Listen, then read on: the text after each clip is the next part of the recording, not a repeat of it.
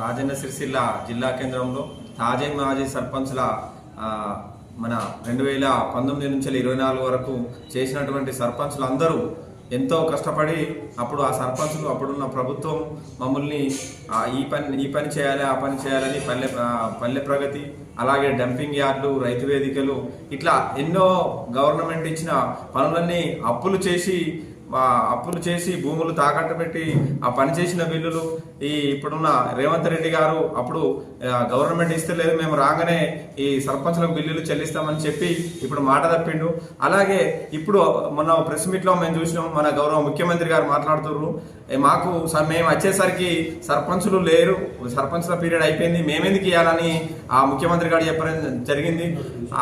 అయితే అప్పుడు కట్టిన ప్రభుత్వం ప్రజల సొమ్ముతో కట్టిన ఆ కలెక్టరేట్లు కానీ సెక్రటరేట్ కానీ అందులో కూర్చొని మీరు పరిపాలిస్తలేరా? ఎందుకు ఈ సర్పంచ్లకు ఇంకా వేరే ఇప్పుడు కాళేశ్వరం కట్టిన ప్రభుత్వం చేసిన అప్పులకు మిత్తిని కడతలేరా?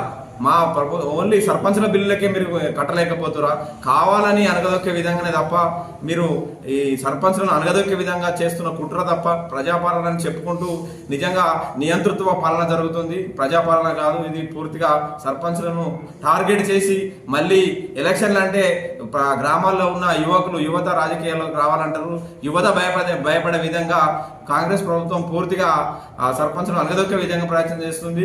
సర్పంచ్లందరూ ఐక్యంగా ముందు కూడా మా బిల్లులు చెల్లించకపోతే మేము పోరాటాలు ఉద్రిక్తం చేసి ప్రభుత్వాన్ని విడిచిపెట్టే ప్రసక్తి లేదు. మాకు 2 సంవత్సరాలు అవుతుంది ఈ కాంగ్రెస్ ప్రభుత్వం వచ్చి, మిద్దితో పాటు చెల్లించాలని మా సర్పంచ్ల పోరాటంలో డిమాండ్ చేస్తాము.